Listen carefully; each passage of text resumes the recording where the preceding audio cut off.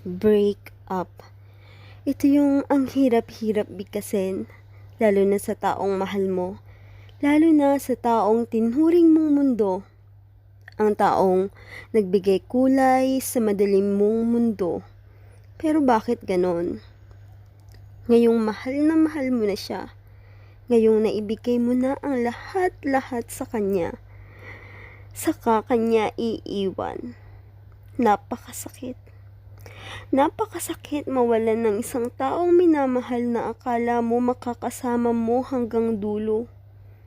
Napakasakit umasa sa mga salitang sinabi niya na ikaw lang ang mamahalin niya kahit may mahal na pala siyang iba. Hindi naman niya ako nibibreak. Pero ano ang gagawin ko? Magiging tanga? Magiging martir dahil mahal na mahal ko siya? Papaano ko ba sasabihin break na tayo? Papaano ko ba sasabihin na bakit mo ko ginaganito? Natatakot akong iwanan niya, kaya magiging martir na lang ako. Pero ang tanong, hanggang saan? Hanggang kailan ko kayang tanggapin na may mahal na siyang iba? Hanggang kailan ko kayang tiisin ang sakit na aking nadarama? Alam ko, hindi perpekto ang relasyong meron kami. Pero kahit na ganoon, minahal ko siya ng higit pa sa buhay ko. Minahal ko siya hanggang sa dulo. Pero bakit ganoon? Ang dulo na inaasahan ko, ako na lang pala ang gagawa. Hinihintay na lang ba niya na ako ang makipag-break sa kanya? Hinihintay na lang ba niya na ako na lang yung gumib up para hindi siya yung magsabing break na tayo? Ang sakit Ang sakit umasan. Ang sakit. Ang sakit. Ang sakit makaramdam ng sakit na ganito. Ang hirap makadama ng damdaming hindi ko na kayang tiisin dahil nasasaktan na ako. Napakasakit. Napakasakit. Lalo na kung mahal na mahal mo talaga siya. Lalo na kapag naibigay mo na ang lahat sa kanya.